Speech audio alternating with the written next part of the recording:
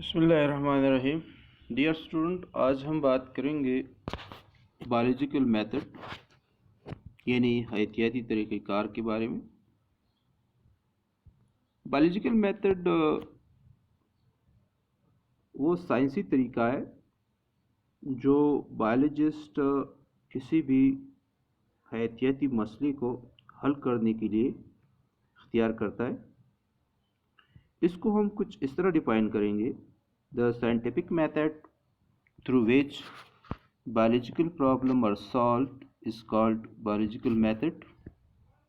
وہ سائنسی طریقہ جس کے ذریعے حیاتیاتی مسائل کو حل کیا جاتا ہے بایولوجیکل میتھڈ کہلاتا ہے. Steps of biological method. Biological method کے کچھ مراحل ہے جس میں سب سے پہلا مرحلہ جو ہے وہ ریکگنیشن آف بایولوجیکل پرابلم. اس کے بارے میں بات کریں گے. ریکگنیشن آف بایولوجیکل پرابلم اس کا مطلب ہے کہ حیاتیاتی مسئلے کا تعین کرنا. سب سے پہلے مسئلے کا تعین کیا جاتا ہے. This step begins with the formulation of a question related to the problem.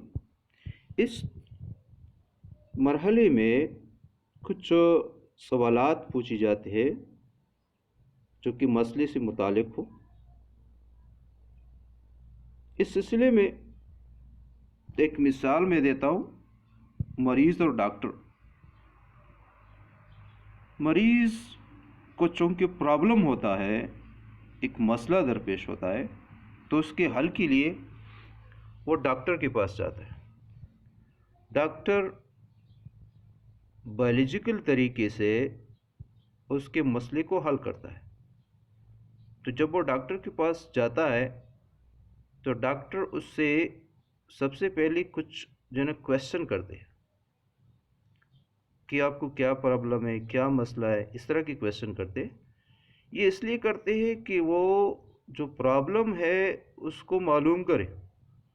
تو یہ سب سے پہلا مرحلہ ہے. یہ بہت ضروری ہے کہ پرابلم کو معلوم کیا جائے.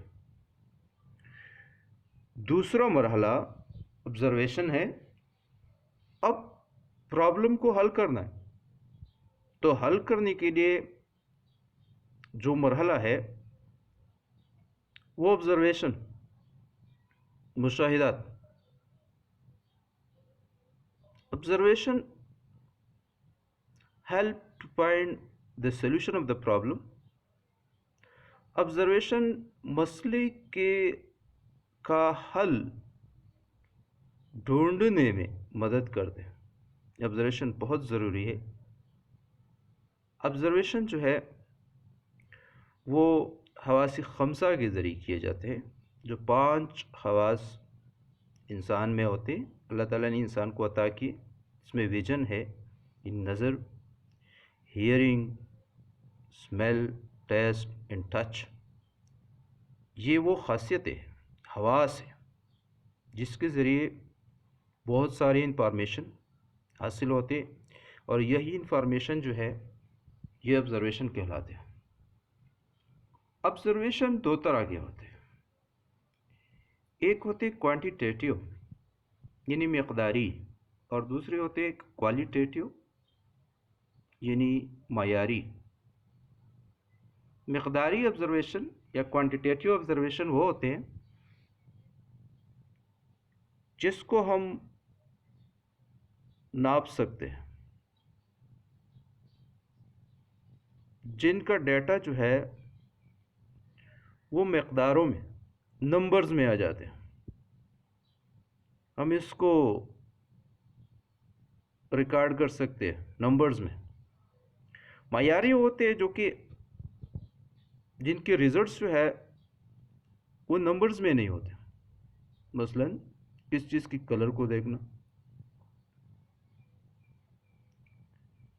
اور مقداری مثلا انسان کے ٹمپریچر معلوم کرنا، ہارٹ بیٹ معلوم کرنا. یہ ساری جو ہے یہ کوانٹیٹیو ہے. تو ڈاکٹر جو ہے وہ مریض کا معائنہ کرتا ہے. یہ معائنہ یہ اصل آبزرویشن ہوتے ہیں، اور اس میں یہ تمام کوالیٹیٹیو کوانٹیٹیو تمام آبزرویشن جو ہے وہ ریکارڈ کرتے ہیں. اب آبزرویشنز کے بعد ریکارڈ کرتے اپنے ساتھ، جو چٹ ہوتا ہے اس پہ لکھ لیتے.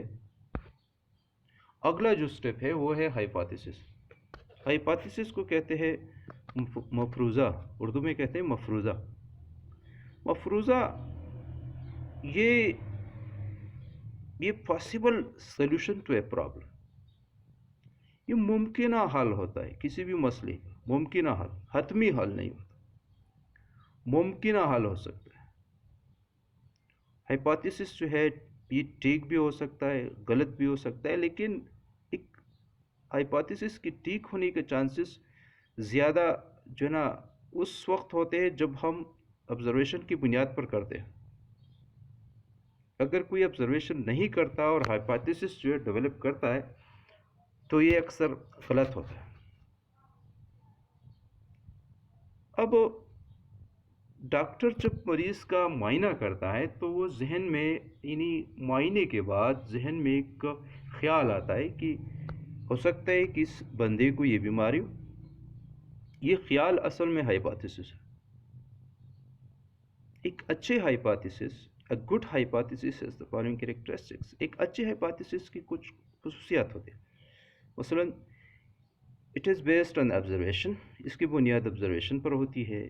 it is a proposed statement. یہ proposed statement ہوتا ہے، یہ final statement نہیں ہوتا، حتمی بیان نہیں ہوتا. ٹھوس جو ہے نا ہوتا ہے. it is دوسری یہ کہ it is testable through experiment. اس کو ایکسپیریمنٹ کے ذریعے جو ہے نا ٹیسٹ کیا جا سکتا ہے. یہ بھی ایک خاصیت ہے.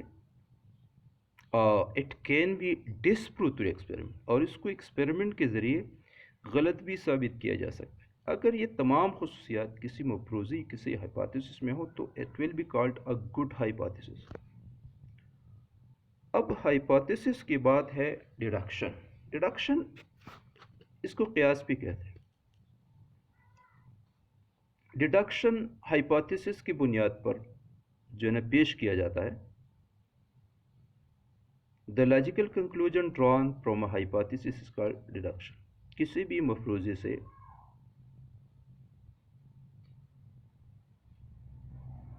عقل کی بنیاد پر نتائج اخذ کرنا، کسی بھی مفروضی کو ذہن میں رکھ کر ایک عقلی بات کہنا، ایک دانشمندانہ بات کہنا، یا کسی مفروضی سے کنکلوژن، نتائج اخذ کرنا عقل کی بنیاد پر، اس کو کہتے ہیں ڈیڈکشن.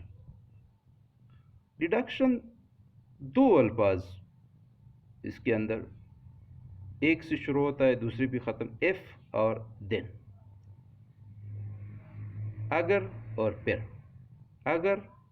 اگر تو پھر، تو یہ الفاظ یہ عموماً ایک ڈیڈکشن میں ہوتے ہیں. اگزامپل اس کی کیا ہے؟ ملیریا کے بارے میں ایک ڈیڈکشن جو ہے پیش کیا گیا. ملیریا کے بارے میں مفروضہ ہائپوتھیسس یہ تھا کہ plasmodium is the cause of malaria. تو عقلی بات یہ ہونی تھی کہ if plasmodium is the cause of malaria، اگر پلازموڈیم ملیریا کی وجہ ہے then all malarial patient must have plasmodium in their blood. پھر تمام ملیریا کے مریضوں کی خون میں پلازموڈیم ہونی چاہیے. تو ہائپوتھیسس کے بعد عموماً ڈیڈکشن پیش کیا جاتا ہے، اور ڈیڈکشن کے بعد ایکسپیریمنٹ. اب ہائپوتھیسس اور ڈیڈکشن کو ٹیسٹ کرنا ہے، اس کو ویریفائی کرنا ہے کہ صحیح ہے کہ غلط ہے، کیونکہ یہ تو حتمی نہیں ہوتے، صحیح بھی ہو سکتے، غلط بھی ہو سکتے. تو ان کو ٹیسٹ کرنے کے لیے ایکسپیریمنٹ کیا جاتا ہے. تو ڈاکٹر جب معائنہ کرتا ہے، آبزرویشن، اور پھر اس کے بعد ہائپوتھیسس جو ہے نا، اور پھر اس کے بعد کیا کرتا ہے، کیونکہ وہ شور نہیں ہوتا. جب شور نہیں ہوتا تو اس کو ٹیسٹ کرنا ضروری ہے، تو اس کے لیے مریض کو ٹیسٹ لکھ دیتا ہے کہ یہ ٹیسٹ کرے. یہی ٹیسٹ اصل میں ایکسپیریمنٹ، اور اس کے لیے مریض کو جانا پڑتا ہے لیبارٹری میں. عموماً experiments need laboratory to be perform, laboratory میں کیے جاتے ہیں. تو مریض جا کر لیبارٹری میں ٹیسٹ کرتا ہے، یورین ٹیسٹ کرتا ہے، بلڈ ٹیسٹ کرتا ہے، دوسری قسم کے ٹیسٹ. اب جو ٹیسٹ کا ریزلٹس ہوتا ہے، تو لاسٹ جو ہے ریزلٹس وہ مریض کو لکھ دیے جاتے ہیں وہ پیپر بھی، اور مریض کے ہاتھ میں تھمایا جاتا ہے کہ جا کر ڈاکٹر کو دکھائے. تو ایکسپیریمنٹ کے بعد جو ہے ریزلٹ آتا ہے. اگر جب ریزلٹ آتا ہے ڈاکٹر کے پاس، تو ڈاکٹر اس کو اس کی جو ہے انالیسس کرتا ہے، تجزیہ کرتا ہے. اگر ریزلٹس ایکسپیریمنٹ سے حاصل ہونے والی ریزلٹس اگر ہائپوتھیسس اور ڈیڈکشن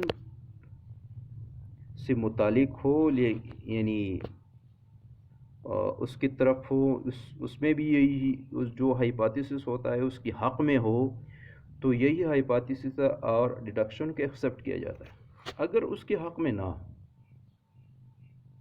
تو پھر ہائپوتھیسس کو ریجیکٹ کیا جاتا ہے اور ایک دوسرا ہائپوتھیسس جو ہے وہ پیش کیا جاتا ہے. اس طرح یہ سلسلہ جاری رہتا ہے اس وقت تک جب تک مسئلہ حل نہیں ہوتا. یہی ہائپوتھیسس بار بار پیش کیا جاتا ہے اور ایکسپیریمنٹ کیا جاتا ہے. جب مسئلہ حل ہو جائے، ایکسپیریمنٹ کے ریزلٹس جو ہے وہ ہائپوتھیسس کے حق میں آ جائے، تو پھر اس ہائپوتھیسس کو ٹھیک تسلیم کیا جاتا ہے. تو آئی تھنک آپ لوگوں کو سمجھ آئی ہوگی، اور ہماری چینل کو سبسکرائب کریں، اور انشاءاللہ اگلے ٹاپک میں ملیں گے. اللہ حافظ.